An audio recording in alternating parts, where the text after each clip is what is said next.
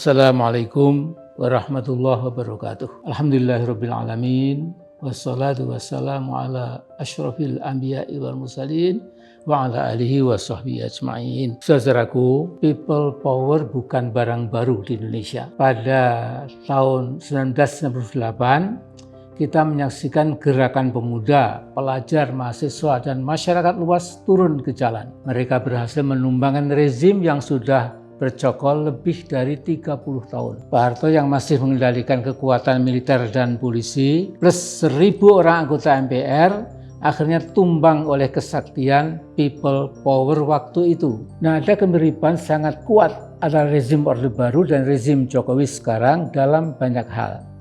DPR, DPD, MPR hampir mutlak ikut arahan Jokowi. Tour of Duty atau pergantian pimpinan TNI dan Polri nampak menuju satu arah, yakni membiarkan otoritarianisme Jokowi supaya berlangsung mulus. Media mainstream kecuali Tempo sudah tangkas melakukan self-censorship. Mana yang diberitakan, mana yang harus dihilangkan, sudah dimengerti oleh media mainstream dengan sangat baik. Barisan intelektual pelacur makin banyak di kampus-kampus besar, negeri maupun swasta. Buzzers murahan dipelihara rezim. Tugasnya menyalak tanpa henti untuk mengacak-acak opini publik, menjugurbalikkan logika. Tugas mereka cukup jelas, amar mungkar nahi ma'ruf, membangun kebatilan dan menghancurkan kebenaran. Organisasi Islam yang besar makin budek dan membisu melihat berbagai kezaliman yang muncul di berbagai bidang kehidupan. Banyak di antara mereka yang justru sowan berkali-kali ke istana untuk memberi dukungan supaya Jokowi terus melaksanakan apa saja yang diinginkan. Hampir semua ketua partai juga sowan ke istana. Mereka melantunkan lagu yang sama, kira-kira Bapak Presiden sudah on the right track. Maksudnya kira-kira jangan khawatir Pak, kami dukung apa saja yang Bapak rencanakan. Bahkan ada intelektual Singapura yang dulu pernah diperhitungkan, tiba-tiba menjadi semacam intelektual bayaran. Dia bilang Pak Jokowi adalah jenius, seorang jenius, presiden yang terbaik yang pernah dimiliki Indonesia. Nah, people power ala Indonesia di tahun 98 dulu bisa dikatakan people power jilid 1. Nah, kalau sampai terjadi lagi akan menjadi people power jilid 2. Tapi jangan lupa, para pendukung Jokowi yang berhasil menghantarkan Jokowi ke istana berpendapat lain. Mereka yakin bahwa Jokowi bisa jadi presiden karena dukungan people power juga.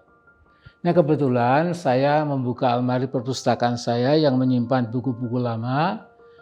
Saya menemukan buku ini, Jokowi People Power, ditulis oleh Pak Bimo Nugroho dan almarhum Bapak M. Yamin Pancasitya. Dalam buku ini 2 lembar dimuat, trilogi buku Jokowi.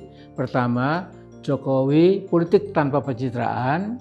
Buku kedua, Indonesia Memilih Jokowi. Dan ketiga ini, Jokowi People Power. Semuanya diterbitkan untuk mengelu-elu Pak Jokowi.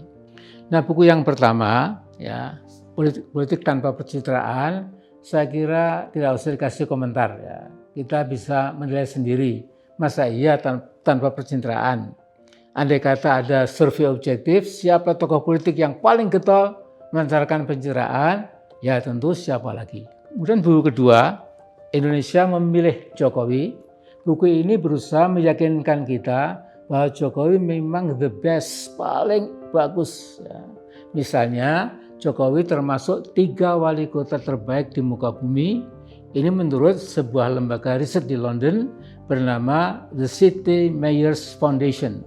Nah, ketika temuan hebat dari survei itu, lembaga survei London itu, kebetulan saya lantas mencari tahu keadaan sosial atau kemiskinan di Surakarta atau Solo. Ternyata waktu Pak Jokowi pindah ke Jakarta sebagai calon gubernur itu, kemiskinan di kota Solo itu lebih 20%, bahkan 22%. Jadi dengarkan pengakuan jujur Pak Jokowi di Jakarta pada 25 Agustus tahun 2012 masih sebagai calon gubernur Jakarta. Jokowi bilang menjawab pertanyaan wartawan, ya, ini saya quote, angka kemiskinan di Solo setelah didata Pemkot Solo berjumlah 133.600 jiwa. Nah, kalau menurut BPS hanya ada 70.000 jiwa warga miskin. Saya belum menemukan angka jumlah penduduk kota Solo pada tahun 2012, tapi angka pada tahun 2016 adalah 570.876 jiwa. Tentu jumlah penduduk Solo di tahun 2012 lebih sedikit. Nah, bila angka Pemkot Solo yang menurut Jokowi lebih akurat, maka 133.600 itu penduduk miskin dari jumlah total 570.876 penduduk, berarti angka kemiskinan di Solo zaman Jokowi lebih dari 22%. Saya ulangi lagi, ketika Pak Jokowi pindah ke Jakarta, dia meninggalkan kemiskinan yang cukup tinggi, yaitu 22% lebih penduduk kota Solo itu di bawah garis kemiskinan. Nah, jadi kriteria apa yang digunakan oleh lembaga survei ecek-ecek di London itu? Ya. Jangan lupa ya, lembaga survei luar negeri yang abal-abal, yang terima amplop untuk mereka-reka hasil sebuah survei, sudah menjadi rahasia umum di negara-negara barat itu. Jadi jangan kita lantas melihat, wah kalau barat pasti etikanya tinggi, anti suap dan lain-lain. Ya, bahkan kalau mau berguru untuk menelikung kebersihan nilai demokrasi, itu lihat saja terutama di Amerika. Nah, kota Solo berubah membaik tatkala 10 tahun pimpinan Pak FX Hadi Rudiatmo pasca Jokowi. Solo mengalami kemajuan pesat, makin bersih, makin terang, dan angka kemiskinan juga bisa ditekan kalau tidak salah sampai 9,03%. Jadi saya harus mengatakan seperti apa adanya, wali kota setelah Pak Jokowi itu memang sukses. Nah, seri ketiga dari trilogi itu berjudul ini, Jokowi People Power. Oleh buku ini kita diyakinkan bahwa yang menjadikan Jokowi presiden juga sebuah gerakan people power.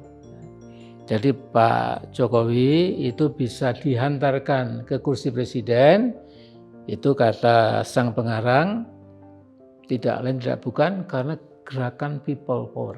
Nah, dalam buku ini dicatat ratusan yayasan, kelompok-kelompok kecil di seantero Indonesia, berbagai tim kampanye pemenangan, barisan ini dan barisan itu, forum ini dan forum itu, gerakan ini, gerakan itu, beberapa koordinasi relawan, berbagai laskar dengan nama berlainan, dan seterusnya, dan seterusnya.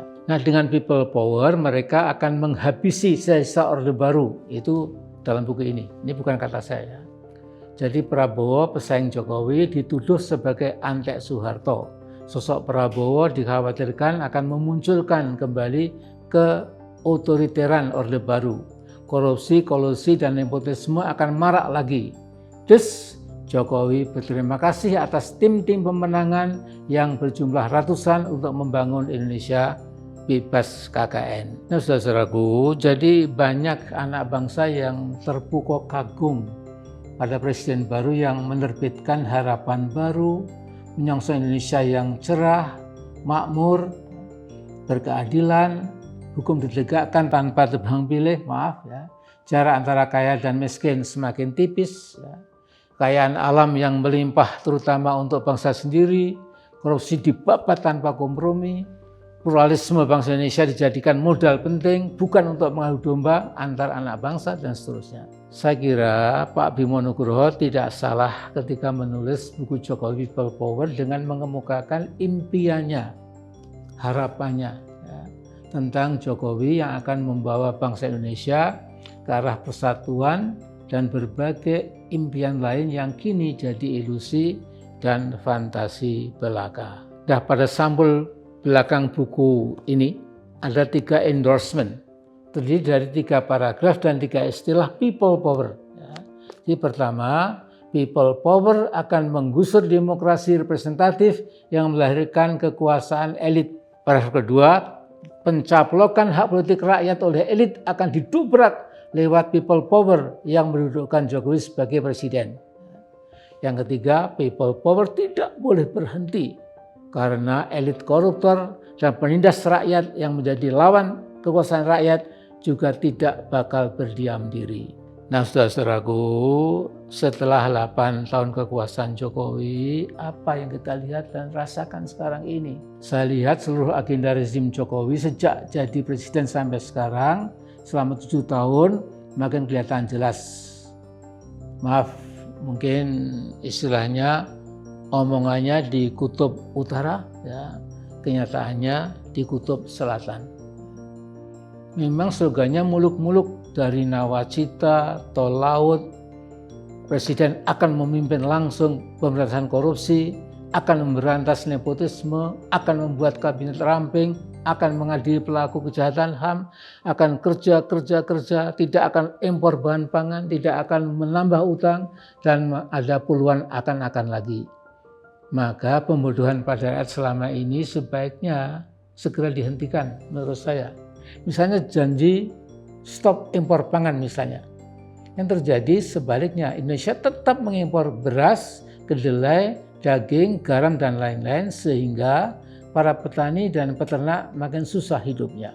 Utang luar negeri zaman rezim Jokowi sudah membengkak sampai 6.711 triliun.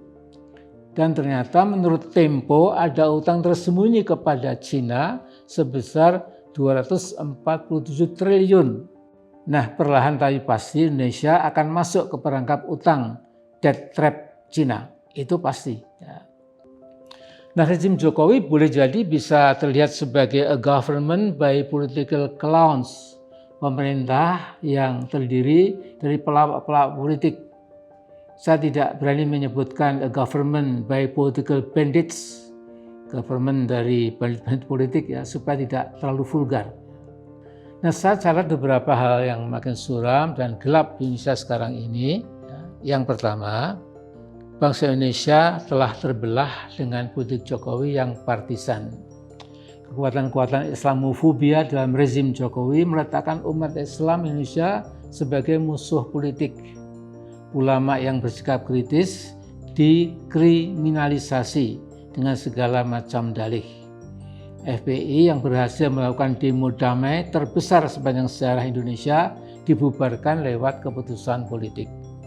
Padahal ketika FPI yang dikomandoi oleh HRS, Habib Rizik Syihab, melancarkan aksi damainya, seluruh etika politik dan tertib hukum dipatuhi secara maksimal. Hampir tidak ada rumput atau tanaman kecil rusak gara-gara diinjak. Tidak ada bakar-bakar ban di tengah jalan. Tidak ada gedung pemerintah dilempari batu. Tidak ada perlawanan sedikit pun terhadap aparat keamanan. Hanya karena HRS tetap kritis dan vokal, maka framing politik dengan skala fabrikasi, distorsi, dan disinformasi, HRS dipalu kodam sebagai musuh NKRI dan dalih-dalih hukum buatan lainnya. Sampai sekarang, HRS dan beberapa Habib lainnya masih meringkuk di penjara. HTI juga dibubarkan lewat keputusan politik, bukan keputusan hukum yang transparan. Nah, saya heran oknum-oknum penting dalam tubuh rezim Jokowi kok bisa merasa sangat kuat. Nah, ini saya heran terus terang. Padahal lewat 2 kali Pilpres dengan dibantu oleh polisi dan mesin birokrasi, kemenangan pada Pilpres 2014 itu hanya 53%. Dan lagi dengan bantuan yang masif dari polisi, ya, birokrasi, dan alat-alat yang dimiliki pemerintah, akhirnya cuma dapat 55%. Tapi gayanya seperti menang secara landslide victory, lewat pemilihan yang bersih seolah-olah. Nah, saya tidak paham melihat tingkah laku oknum-oknum dalam tubuh rezim Jokowi sekarang ini. Nah, kemudian hampir separuh anak bangsa yang tidak memilih Jokowi dianggap musuh negara. Itu semua akibat perilaku rezim yang mengalami defisit nilai-nilai demokrasi, akibat defisit etika dan moral, bahkan rezim saya kira menderita nihilisme moral. Kedua, rezim Jokowi makin memperparah kolonialisme baru dari kekuatan asing untuk menjajah dan menghisap ekonomi Indonesia Ini saya minjam istilah yang digunakan Profesor Edi Swasono dari UI. Nah, saudara-saudaraku, yang menarik, Badan Intelijen Negara, Badan Intelijen Negara BIN, mensinyalir ada 72 undang-undang yang disusupi kepentingan asing, diantaranya Undang-Undang Pendidikan Nasional, Undang-Undang Kesehatan, Undang-Undang Kelistrikan, Undang-Undang Sumber Daya Air, Undang-Undang Penanaman Modal Asing, Undang-Undang Migas, Undang-Undang Pemilu, Undang-Undang Perbankan, kemudian juga di sektor perbankan dan energi pertambangan itu luar biasa, ya. Undang-undang telah diproduksi itu untuk kepentingan asing. Ya. Kemudian juga dominasi modal asing merajalela sehingga aset nasional kian menyusut. Karena itu Undang-Undang Cipta Kerja yang heboh kemarin itu dan Undang-Undang Mineral yang juga sama hebohnya hanya kelanjutan belaka. Dari apa? Dari ini saya harus jujur, rezim-rezim sebelum Pak Jokowi itu juga suhunya mirip. Cuma Pak Jokowi memang lebih parah, mohon maaf ya Pak Jokowi, Anda memang lebih parah. Tapi sebelum Anda itu berbagai undang-undang diproduksi oleh DPR kita, itu juga memang tadi 70 sekian tadi menurut BIN ya, secara belak-belakan. Gitu. Nah karena itu saya melihat gara-gara seperti ini, maka elit atau oligarki politik sosial ekonomi itu lantas bisa mendiktekan ya, kepentingan politiknya, kepentingan ekonominya ya, kepada rezim yang berkuasa, persis yang kita alami sekarang ini. Dan yang ketiga, rezim Jokowi seperti rezim-rezim sebelumnya memang tunduk, patuh, dan taat pada kemauan oligark yang mengejawantah menjadi mafia di hampir semua kehidupan nasional. Kita harus fair ya, tadi rezim sebelumnya juga sudah tunduk pada kemauan oligarki. Nah, kekuatan mafia itu mengejawantah menjadi bercabang-cabang sehingga kita kenal ada mafia beras, mafia daging, mafia gula, mafia pupuk, mafia terigu, mafia cabai, mafia bawang, mafia minyak, mafia obat-obatan, mafia gas, mafia mineral, mafia batubara, mafia pajak, mafia olahraga, dan yang gawat sekali adalah mafia hukum dan seterusnya. Nah, karena mafia hukum adalah jenis mafia yang paling berbahaya, Presiden SBY pernah menerbitkan Kepres nomor 37 tahun 2009 tentang Satgas Pemberantasan Mafia Hukum (PMH), dan Satgas ini bekerja sama dengan MA, MK, BPK, KY, dan Ombudsman, Polisi, Kejaksaan Agung, KPK, Komisi Kepolisian Nasional, dan juga PPATK. Jadi luar biasa. Waktu itu, saya waktu itu ya Allah, sekali ini mungkin hebat ini Pak SBY, top. Ya. Tapi 2 tahun kemudian, Satgas yang awalnya kelihatan gagah perkasa dan menakutkan itu dinyatakan bubar. Ternyata kekuasaan negara duduk bersimpuh di hadapan para mafia. Nah, saya bisa lanjutkan dengan narasi yang lebih panjang, tetapi 3 poin di atas sudah cukup untuk dapat menarik kesimpulan. Setelah lembaga-lembaga demokrasi sudah disfungsional pada masa rezim Jokowi yang telah berkuasa selama 7 tahun, maka 3 tahun sisanya menjadi sangat kritis. Nah, kalau rezim Jokowi makin pongah, kejangkitan political hubris, makin confident buta gara-gara Big Brother China diyakini akan menolong survival regime dan tidak pernah mau lagi mendengar keinginan mayoritas rakyat yang merasa makin tertindas, maka silahkan terus gaspol memainkan permainan politik seperti sekarang ini. Cuma saya ingatkan, di dunia yang fana ini, apapun dan siapapun pasti menemui batas akhirnya. Dalam istilah Al-Quran, segala sesuatu di alam raya pasti menemui ajal atau batas akhir atau kematiannya. Kezaliman yang sudah memuncak pasti akan berakhir, pasti menemui ajalnya. Nah, dalam cakrawala politik Indonesia saat ini, cakrawala politik yang saya amati sebagai orang awam, ya, saya samar-samar melihat bayang-bayang people power itu di kejauhan, masih jauh memang. Ya. Nah, dalam konteks inilah saya ingin menutup narasi politik enteng-entengan ini, ya. Yang narasi saya akan mudah dipahami, jadi enteng ya. Dengan mengingatkan kita semua, yaitu peringatan Al-Quran, saya bacakan terjemahannya. Maka apabila mereka melupakan peringatan yang telah diberikan pada mereka, kami akan membuka pintu kesenangan buat mereka. Sehingga ketika mereka dalam puncak kegembiraan mereka, kami siksa secara tiba-tiba, maka ketika itu mereka hancur berputus asa. Jadi falamma nasu ma dzukiru bihi fatahna alaihim abwaba kulli syai' hatta idza farihu bima utu akhadnahum baghtatan fa idahum mublisun. Jadi ini konteksnya, kalau ada penguasa yang lalim, yang tidak lagi menggubris atau mendengarkan kritik-kritik yang diarahkan kepadanya, maka orang Jawa bilang rezim itu akan dilulu. Dulu itu malah dibiarkan, ya, menjadi makin congkak, berpesta pora. Tapi tatkala rezim sudah lupa daratan, ingat lautan mungkin, ya, kemudian akhirnya akan tiba-tiba dijatuhkan hukuman Allah itu, ajalnya itu tiba, selesai. Ya. Saudaraku, juga dalam Al-Quran, jadi maka setelah mereka melupakan apa yang diperingatkan kepada mereka, Allah menyelamatkan orang-orang yang berani melawan kejahatan, tapi Allah akan timpakan pada orang-orang yang lalim, ya, siksaan yang keras disebabkan perbuatan fasik mereka. Bahkan Allah kemudian mengutuk mereka dengan mengatakan, kunu qiradatan khasiin, ya, jadilah kamu manusia monyet. Masya Allah, kita dianggap oleh Allah jadi manusia kera, manusia monyet yang hina dina. Nah, saudara-saudaraku, saya tidak bisa lebih dari itu sebagai cara saya mengingatkan rezim Jokowi yang sekali lagi non jauh di sana sudah ada kelihatan itu gejala-gejala people power gitu. Maka masih ada waktu 2 tahun buat kelangsungan pemerintahan Pak Jokowi.